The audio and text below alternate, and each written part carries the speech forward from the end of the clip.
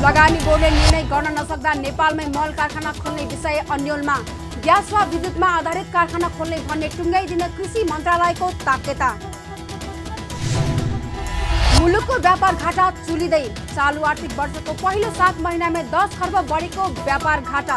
विभिन्न मुलुकबाट झण्डै 11 खर्बको आयात। र सहकारीहरूमा चरम तरलता अभाव भइरहेको भन्दै ब्याज दर बढाउन माग गर्दै सहकारी सञ्चालकहरू आन्दोलनमा। सहकारीको ब्याज दर नबढाई बैंकको ब्याज घटाउन दबाव। हामी छौं पल पल तपाईसँग, हिमाल पहाड तराईसँग, साथ छ हाम्रो बढ्ने कदमलाई। सलाम छ ती पोरखे हातहरूलाई, जिन्दगी सजाइदिन्छौँ हामी, हर सासको साथी बन्छौँ हामी। सुरक्षा अनि समृद्धि प्राण छ हाम्रो, हर आफू पनि बचौं, अरूलाई पनि बचाऊ। आजै नेपाल लाइफमा जीवन बिमा गरौँ। हामी हौं नेपाल लाइफ। नेपाल लाइफ, किनकि जीवन अमूल्य छ।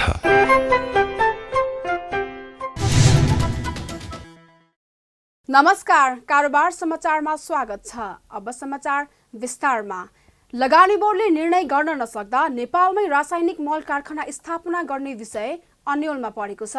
लगानी बोर्डले प्राकृतिक ग्यास वा विद्युतमा आधारित प्रविधि प्रयोग गरी रासायनिक मल कारखाना स्थापना गर्ने भन्ने निर्णय गर्न नसक्दा नेपालमा रासायनिक मल कारखाना स्थापना गर्ने विषय अन्यलमा परेको हो। वर्षेनी रासायनिक मल अभावको समस्या देखिएपछि सरकारले करिब 1 वर्ष अगाडि नै नेपालमा रासायनिक मल कारखाना खोल्ने निर्णय गरेको थियो भने पटक पटक अध्ययन समेत गराएको छ। मल कारखाना खोल्न पहिलो पटक 2041 सालमै सम्भाव्यता अध्ययन गरिएको थियो, तर प्रक्रिया सुरु भएको लामो समय बित्दा समेत नतिजा हालसम्म पनि शून्य नै छ। पछिल्लो समय पनि मुलुकभित्रै रासायनिक मल कारखाना स्थापना गर्ने विषय चर्को स्वरमा उठाउँदै आए पनि प्राकृतिक ग्यास वा विद्युतमा आधारित रासायनिक मल कारखाना स्थापना गर्ने भन्ने टुङ्गो नहुँदा अन्यलमै रहेको हो। कृषि तथा पशुपक्षी विकास मन्त्रालयले भने भारतबाट ग्यास आयात गर्नुपर्ने भएका कारण विद्युतमा आधारित मल कारखाना खोल्नुपर्ने प्रस्ताव गर्दै छिटो निर्णय गर्न बोर्ड समक्ष ताकेता गरेको छ। बोर्डले टुङ्गोमा पुग्न ढिलाइ गर्दा लगानीकर्ता फिर्ता जान सक्ने भन्दै चाँडै वातावरण बनाइदिन आग्रह समेत गरेको छ। लगानी बोर्ड यो देशको लागि समयमै कुनै चिजको ठोस निर्णय गर्न सक्ने अवस्थामा चाहिँ के हो थाहा छैन। अस्ति यही बढाएर छलफल गर्यो भने के हो, विद्युतबाट चलाउनु पर्ने, विद्युतबाट गर्नुपर्ने ठिकै छ। अहिले दुनियाँमा जहाँ भएको छ ग्यासबाट भएको छ। ग्यास कस्तो छ भने हाम्रो देशमा छैन, त्यो भारतबाट ल्याउनु पर्ने हुन्छ। विद्युत पर्याप्त छ। उहाँहरूले भन्नुभयो हामी 3 रुपियाँ दिन्छौँ, 500 मेगावाट दिन्छ, 5 छ। विद्युतबाट हामी खोजिरहेका छौँ। त लगानी बोर्डले यसलाई जे प्रक्रिया हुन्छ त्यसलाई टुङ्गो दिनुपर्ने हो। लगानीकर्ता लगानी मतलब तयार छ, तर देशमा के छ भने लगानी बोर्डमा किन बनाइयो भने 1 महिनाभित्रमा सबै लगानीकर्तालाई फाइल गरिदिनु पर्यो। तर हाम्रो लगानी बोर्ड के छ भने एउटा प्रस्ताव हाल्छ भने कुनै प्राइभेटले उसको लामो समय लगाइदिन्छ। 1 वर्षबाट लगानीकर्ताहरू नेपालको लगानी बोर्डबाट फर्केर जान्छ। त्यो वातावरण फेयर बनाइदिनु पर्ने। त्यसका लगानी बोर्डले चाँडै यो मल कारखानाको बारेमा निर्णय गर्नुपर्ने मलाई लाग्छ कि हरेक वर्ष किसानहरूले खेती लगाउने समयमा मलको अभाव भएपछि सरकारले दीर्घकालीन समाधान गर्न स्वदेशमै मल कारखाना स्थापनाको प्रक्रिया बढाइएको हो। हाल अनुदानको मल कृषि सामग्री कम्पनी र साल ट्रेडिङले ग्लोबल टेन्डर प्रक्रिया मार्फत खरिद हुँदै आएको छ। तर अन्तर्राष्ट्रिय बजारमा मलका लागि आवश्यक कच्चा पदार्थको मूल्य अत्याधिक रूपमा बढेको कारण माग अनुसार आपूर्ति गर्न भने सकेको छैन। कृषि तथा पशुपक्षी विकास मन्त्रालयले भने G2G विधिबाट मल खरिद गरी पेट्रोलियम पदार्थको जस्तै स्वचालित मूल्य कायम गर्न नसके अथवा नेपालमै मल कारखाना स्थापना नगरे अभाव कायमै रहने स्पष्ट पारेको छ। यस्तै G2G मार्फत खरिद गर्दा पनि करिब 30% मात्रै आयात गर्न पाइने प्रावधान रहेको भन्दै त्यसलाई परिमार्जन गर्न आवश्यक रहेको पनि जनाएको छ। देशमा या त एउटा मल कारखानाको स्थापना, दोस्रो भनेको जुन प्रकारको अहिले कृषि सामग्रीको प्रक्रिया खरिद छ, लामो छ, झन्झटिलो छ हैन, त्यसले कहिले पनि किसानलाई समयमा पुर्याउँदैन। त्यस कारणले मल खादको लागि मैले सुरुदेखि नै कुरा उठाउँदै आएको हो कि जसरी यो देशमा तेलको मूल्यको उतार चढाव हुन्छ, स्वचालित मूल्य हुन्छ भने सरकारले त्यसैले गरिदिने 70% कृषि सामग्री गर्ने, 30% अब निजी क्षेत्रले गर्छ, सार्वजनिक गर्छ। हामीले अब भारतसँग जुन G2G गरिएको छ भने त्योभन्दा अरू देशहरू गर्न सकिँदैन। पत्रचार धेरै देशहरूसँग गरिएको छ। अस्ति त्यो पत्रकार के अरे उहाँहरू छलफल भइरहेको छ। हामी चाहन्छौँ कि यो 30% भन्दा यसलाई चाहिँ फुका गरोस् र गभर्मेन्ट टु गभर्मेन्ट होस् यसलाई, होइन? या त सरकारले एउटा जस्तो तेल जस्तो युनिट बनाएर गरोस्। तेस्रो विकल्प भनेको कारखाना नै हो। त्यस कारण अहिलेको जुन अवस्थामा 300 मूल्य वृद्धि भएको छ र यो मूल्य वृद्धिले किसानलाई अहिले थोरै घटेको छ, कमसेकम 100 रुपियाँ 110 रुपियाँ। सरकारले यो वर्ष मलको अभाव हुन नदिन भारतसँग G2G विधि मार्फत 5 वर्षका लागि रासायनिक मल आपूर्ति गर्ने प्रक्रिया अगाडि बढेको छ। प्रति वर्ष सरदर 2 लाख मेट्रिक टनको दरले 5 वर्षलाई G2G गरिदिन भारतले स्वीकृति दिएसँगै नेपालको तर्फबाट पनि प्रक्रिया अगाडि बढाएको हो। पर्यटकीय नगरी पोखरामा गत आइतबार परेको भीषण असिना पानीले 11 करोड रुपैयाँ बराबरको क्षति भएको अनुमान गरिएको छ। पोखरा शहरमा इतिहासमै पहिलो पटक परेको बाक्लो असिना पानीका कारण केही जनावर मरेका छन् भने तरकारी तथा फलफूल सहित बाली नालीहरू नष्ट भएका छन्। पोखरा महानगरपालिकाका कृषि तथा पशु विकास महाशाखाका प्रमुख मनोहर कडारियाले पोखरा वडा नम्बर 9, 11, 13 र 18 मा धेरै क्षति भएको र अन्य वडामा सामान्य क्षति भएको बताउनुभयो। कडारियाले राज्यले कृषकलाई दिएको बीमा सुविधा समेत कृषकले सदुपयोग गरेमा यस प्रकारका क्षतिबाट राहत पुग्न सक्ने बताउनुभयो। उहाँले असिनाका कारण सो वडाहरूमा तरकारी बाली, नगदे बाली, फलफूल, तोरी, आलु लगायतका बालीमा पूर्ण क्षति पुगेको जानकारी दिनुभयो।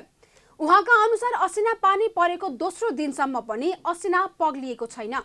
परेको भयावह असिना पानीले चाहिँ पोखरा महानगरपालिकाका पोखरा वडा नम्बर 18 देखि लिएर 11, 9, 8, 13 मा चाहिँ अब अलि ठुलो मात्रामा र अर्को 14, 15, 21, 22 का एरिया 33 को एरियामा पनि असिना परेर धेरै क्षति भएको छ। यसले भौतिक संरचना पनि बिगारेको हामीले देख्यौँ। त्यो लगायत तरकारीहरू अहिले सिजनका काउली, पन्ता, ब्रोकाउली, प्याज, लसुन, केराउ जस्ता बालीहरू र खाद्यान्नमा चाहिँ गहुँ, तोरी जस्ता बालीहरू, फलफुलहरूका अहिले भर्खर पलाउँदै गरेका पातहरू झार्ने काम कतिपय ठाउँहरूमा प्लास्टिक घर नै भत्काएको, फलामका स्टोरहरू बिग्रेका, नर्सरीका संरचनाहरू पनि बिग्रेको देखियो। असिनाकै कारण पोखरा महानगरपालिका वडा नम्बर 11 मा फलमान गुरुङले सञ्चालन गर्दै आउनु भएको उदय अर्गानिक कृषि फार्मका 2 वटा भैँसी मरेका छन्। फार्मको टिनमा असिनाको भार पर्दा सो भाँचिएर थिचेको कारण भैँसी मरेका हुन्। त्यस्तै तरकारीका टनेलहरू भत्किएका छन्। गुरुङका अनुसार फार्ममा 20 लाख बराबरको क्षति भएको छ। यो डन्डाले किचिएको टाउकोमा लाजिक्यो यहाँ लागो हैन यहाँ यताबाट डन्डा यताबाट त्यो दाना हाल्ने टाउको यता पोखरा वडा नम्बर 11 मा केहरमान गुरुङले सञ्चालन गर्दै आउनु भएको गोर्खाली मनोकामना नर्सरीमा पनि ठूलो क्षति पुगेको छ। उहाँले 4 रोपनी क्षेत्रफलमा लगाएको का फूलहरू टनेल सहित भाँचेदा पूर्ण रूपमा क्षति भई 20 लाख बराबरको क्षति पुगेको बताउनु भयो। असिनाको भारका कारण टनेल भाँचिएको उहाँको भनाइ छ। मेरो क्षति चाहिँ लगभग अहिलेको हाराहारी चाहिँ 20 लाख भन्दा माथिको भइरहेछ। 50 लाख लगानी गरेर बनाएको हो। पहिलादेखि नै हाम्रो नर्सरलाई इन्सुरेन्स भन्ने कुरा नि गरेको थियो। त्यो बेलामा खै यो त्यो छैन भन्ने कुरा गर्नुभएको थियो के अरे। हामीलाई त्यति थाहा पनि छैन। संस्थामा नि कुरा त राखेको हो अलिअलि, तर यो नर्सरीलाई चाहिँ इन्सुरेन्स गरेको कसैले नि गरेको छैन होला, गरेको जस्तो नि लागेको छैन। त्यही भएर यो हामीलाई इन्सुरेन्स गर्ने ठाउँ पनि जान्न पाए अझै राम्रो हुन्छ। कृषकहरूलाई त एकदमै ध्वस्त बनाएको छ। कृषकहरूले गरेका जुन तोरी खेतीदेखि लिएर अरू तरकारी खेतीदेखि लिएर र 2-4 ठाउँमा चाहिँ यो भैँसी पालन गर्नेदेखि लिएर कतिपय ठाउँमा चाहिँ भैँसी मरेको पनि हामीले पायौँ र कतिपय ठाउँमा चाहिँ तोरीको त डाँठ समेत नरहेको पनि पायौँ। र मैले समग्रमा आज बिहानदेखि म उठेर यसको चाहिँ अनुगमन गर्दाखेरि लगभग 1.5 करोडको चाहिँ क्षति चाहिँ मैले वडा नम्बर 11 मा पाएको छु। पोखरा महानगरका कुल 33 वडा मध्ये 2181 हेक्टर क्षेत्रफलमा तरकारी खेती हुने गरेको छ। फलफुल 320 हेक्टर क्षेत्रफलमा, आलु 1253 हेक्टर क्षेत्रफलमा उत्पादन हुने गरेको छ। पोखरामा गत फागुन 8 गते आइतबार दिउँसो भीषण असिना पानी परेको थियो। असिना पानीले पोखराको सडक केही समय अवरुद्ध भएको थियो। एमसीसीको विरोधमा उत्रेका प्रदर्शनकारी र प्रहरीबीच झडप हुँदा तोडफोड भएको पसलमा सरकारले चासो देखाएको छ। आइतबार एमसीसीको विरोधमा उत्रेका प्रदर्शनकारी र प्रहरीबीच झडप हुँदा बुद्धनगरकी जानकी श्रेष्ठीको पसलमा क्षति पुगेको थियो। प्रदर्शनकारीहरूले 5 जना प्रहरीलाई घेरा हालेर ढुङ्गा मुढा हान्ने क्रममा श्रेष्ठको पसलमा क्षति पुगेको थियो। प्रहरीलाई बचाउने क्रममा पसलमा क्षति पुगेपछि सरकारले चासो देखाएको हो। मंगलबार काठमाडौँको प्रमुख जिल्ला अधिकारी गोविन्द प्रसाद रिजाल र प्रहरी वरिष्ठ उपरीक्षक सुदीप गिरी श्रेष्ठको पसलमा पुग्नु भएको हो। सो क्रममा उहाँहरूले पसलमा भएको क्षतिको विवरण संकलन गर्नुका साथै उचित क्षतिपूर्ति दिनका लागि गृह मन्त्रालयलाई आग्रह गर्ने समेत आश्वासन दिनुभएको छ। क्षतिको एकेन गरी क्षति भयो भन्ने कुरा एकेन भइसक्छ भनेको हजुरको उहाँले भन्ने कसलाई मन्त्रालयलाई रिपोर्टिङ गर्छौँ। यहाँ भएको क्षेत्र जे छ यहाँको वस्तुस्थिति हाम्रो मन्त्रालयलाई जानकारी गराउँ। सरकारले बिहोर्ने भनेर हामी जानकारी गराउँ, केही सम्बोधन होला भन्ने आशा। यसअघि मंगलबारै काठमाडौँ महानगरपालिकाका उपमेयर हरिप्रभा खड्गी नेतृत्वको टोली पनि श्रेष्ठको पसलमा पुगेर क्षतिको विवरण लिनु भएको थियो। चालु आर्थिक वर्षको पहिलो 7 महिनामा व्यापार घाटा 38.45% ले बढेर 10 खर्ब 15 अर्ब 80 करोड रुपैयाँ पुगेको छ। विभिन्न मुलुकबाट हुने आयात बढेका कारण व्यापार घाटा आकाशिएर 10 खर्ब नागेको हो। सरकारले उच्च आयात नियन्त्रण गर्दै अर्थतन्त्रमा सुधार गर्न खोजे पनि चालु आर्थिक वर्षको पनि वस्तु तथा सेवाको आयात आकाशिएको छ। भन्चार विभागद्वारा मंगलबार सार्वजनिक गरेको विवरण अनुसार चालु आर्थिक वर्षको माघ महिनासम्म 11 खर्ब 47 अर्ब 46 करोड 44 लाख भन्दा बढीको वस्तु आयात गरिएका छन्। चालु आर्थिक वर्षमा विभिन्न मुलुकबाट हुने आयात 42.78% ले बढेको हो। गत आर्थिक वर्षको सोही अवधिमा 8 खर्ब 3 अर्ब 64 करोड 31 लाख रुपैयाँको मात्रै आयात भएको थियो। नेपालले सोही अवधिमा 145 देशबाट आयात गरेकोमा सबैभन्दा धेरै आयात भारतबाट भएको छ। 7 महिनामा नेपालले भारतबाट 6 खर्ब 96 अर्ब 24 करोड 43 लाख बढीको आयात गरेको छ। यस्तै चीनबाट 1 खर्ब 65 अर्ब 23 करोड 77 लाख बराबरको आयात गरेको छ। आयात उल्लेख्य बढेकोमा निर्यात पनि गत वर्षको भन्दा बढेको छ।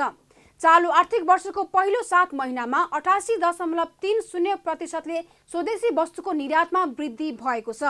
7 महिनामा 1 खर्ब 31 अर्ब 65 करोड 60 लाख बराबरको स्वदेशी वस्तुको निर्यात भएको छ। गत आर्थिक वर्षको सोही अवधिमा नेपालबाट 69 अर्ब 91 करोड 17 लाख बराबरको सामान निर्यात भएको थियो। निर्यातको तुलनामा आयातमा वृद्धि हुँदा व्यापार घाटामा वृद्धि भएको हो। संस्कृति पर्यटन तथा नागरिक उड्डयन मन्त्री प्रेम बहादुर आलेले बतास समूहले चलाइरहेको पशुपति क्षेत्रको धर्मशाला छिटो भन्दा छिटो सरकारको स्वामित्वमा ल्याउने बताउनु भएको छ। मंगलबार महाशिवरात्रि पर्व 2078 मूल समारोह समितिले आयोजना गरेको कार्यक्रममा बोल्दै मन्त्री आलेले बतास समूहलाई हटाउने सरकारको निर्णयमा सो समूहले लिएर आएको अल्पकालीन आदेश समेत अदालतले खारेज गरिसकेकाले छिटो भन्दा छिटो धर्मशाला फिर्ता ल्याइने बताउनु भएको हो। विगतका प्रतिनिधिले धर्मशाला कौडीको भावमा बेचेको भन्दै उहाँले अब त्यस्तो कदम सह्य नहुने भन्दै पशुपति प्रति गिद्धे दृष्टि लगाउनेहरूको कहिले कल्याण नहुने पनि बताउनु भयो। भारतीय सरकारका प्रधानमन्त्री आदरणीय नरेन्द्र मोदीले 25 करोड भाडु पैसा दिएर धर्मशाला निर्माण गर्न दिएको त्यो भवन आज कौडीको भावमा विगतको चाहिँ प्रतिनिधिहरूले त्यसलाई बेच्ने कामहरू गरेका छन्। त्यो कतै पनि सही हुनेवाला छैन। र हिजो मात्रै हामीले अल्पकालीन आदेश लिएर आउनुभएको त्यो बतास अर्गनाइजेसनले त्यो अल्पकालीन आदेश पनि खारिज भइसकेको अवस्था छ।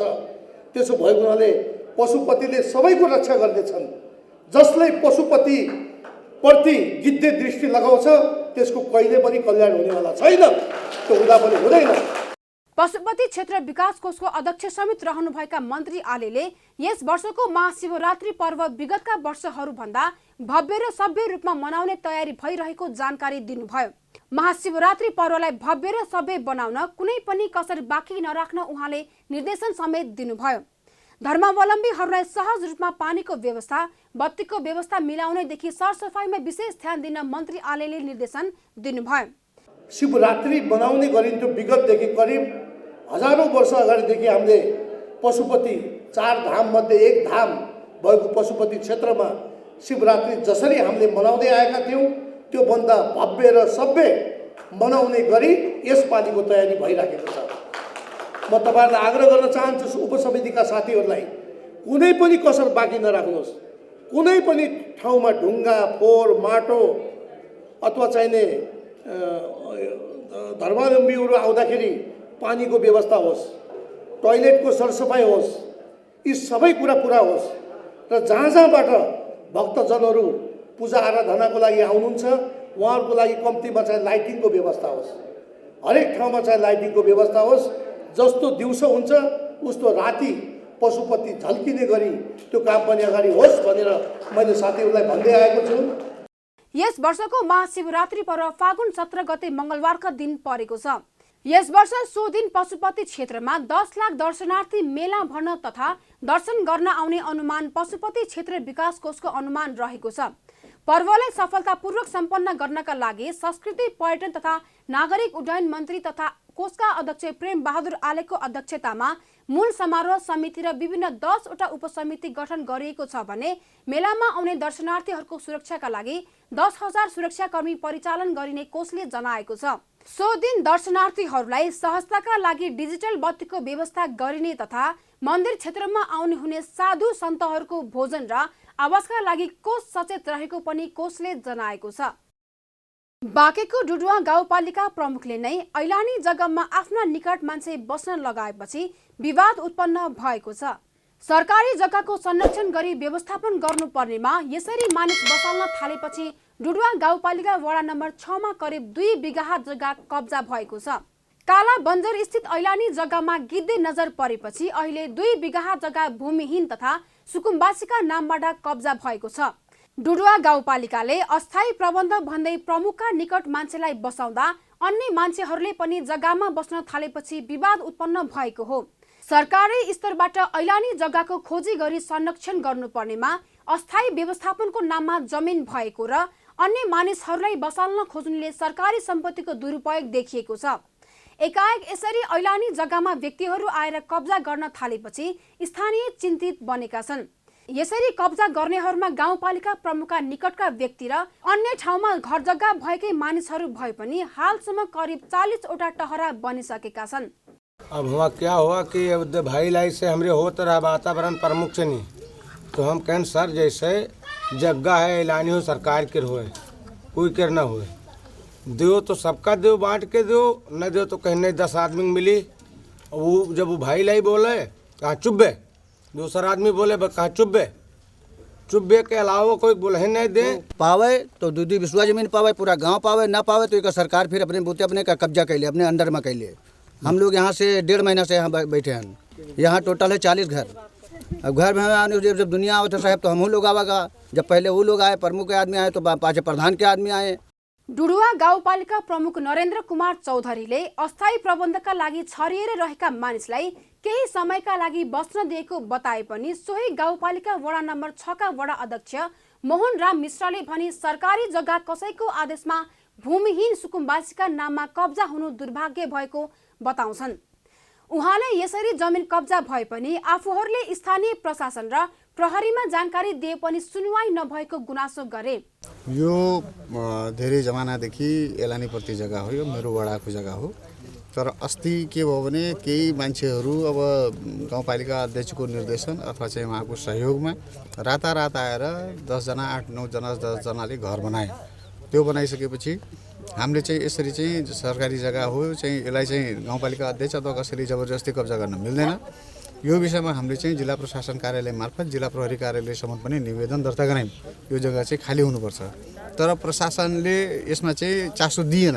पटक पटक एसपी साहबलाई पनि मैले व्यक्तिगत रूपमा अरू पार्टी र सङ्गठनको तर्फबाट चाहिँ यसरी विवाद भएछ, त्यहाँ झगडा भइरहेछ। साँझ बिहान यिनीहरू एक बिता जग्गाको लागि एक हात एक मुठी जग्गाको लागि बिहान साँझ झगडा गर्नलाई हामीलाई पनि धेरै टर्चर भयो, स्थानीय प्रशासनलाई पनि धेरै टर्चर भयो।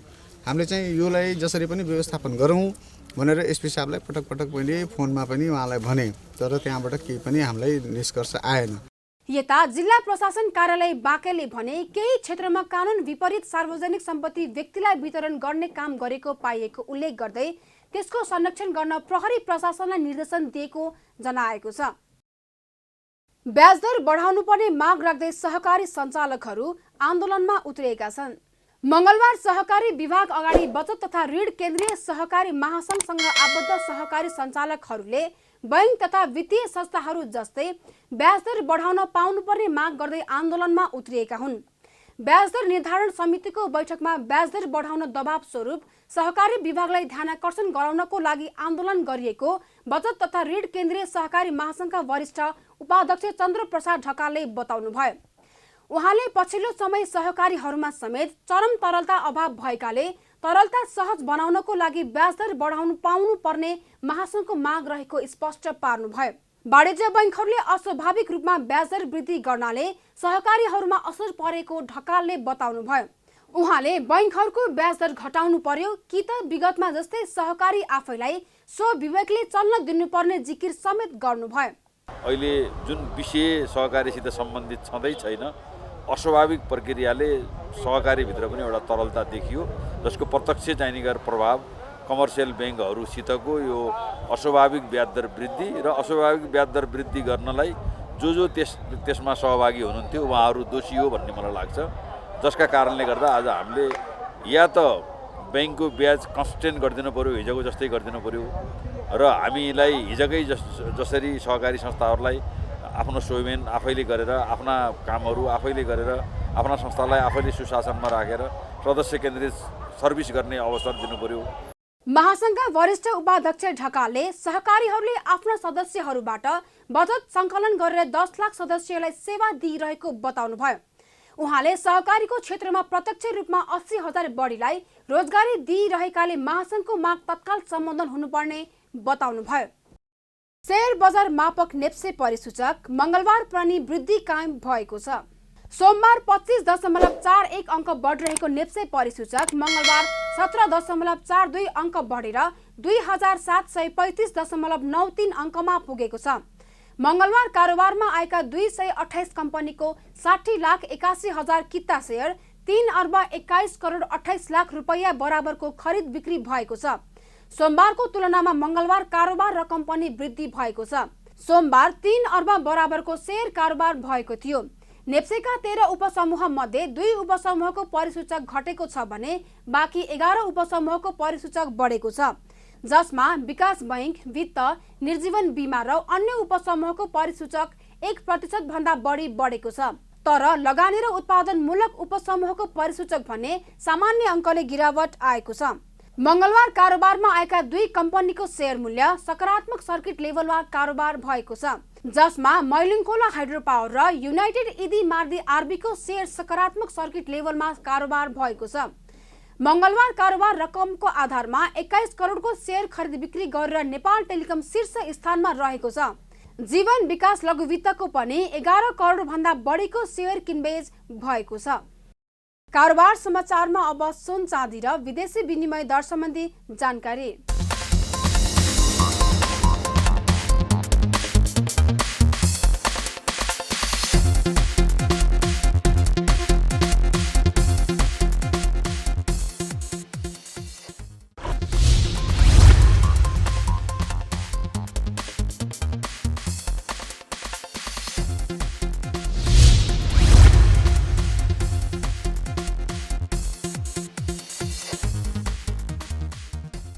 विदा हुनु अघि अहिलेसम्मका प्रमुख समाचार फेरि एकपटक। लगानी बोर्डले निर्णय गर्न नसक्दा नेपालमै मल कारखाना खोल्ने विषय अन्यलमा। ग्यास वा विद्युतमा आधारित कारखाना खोल्ने भन्ने टुङ्गाइदिन कृषि मन्त्रालयको ताकेता। मुलुकको व्यापार घाटा चुलिँदै। चालु आर्थिक वर्षको पहिलो 7 महिनामा 10 खर्ब बढेको व्यापार घाटा। विभिन्न मुलुकबाट झण्डै 11 खर्बको आयात। र सहकारीहरूमा चरम तरलता अभाव भइरहेको भन्दै ब्याज दर बढाउन माग गर्दै सहकारी सञ्चालकहरू आन्दोलनमा। सहकारीको ब्याज दर नबढाई बैंकको ब्याज घटाउन दबाव।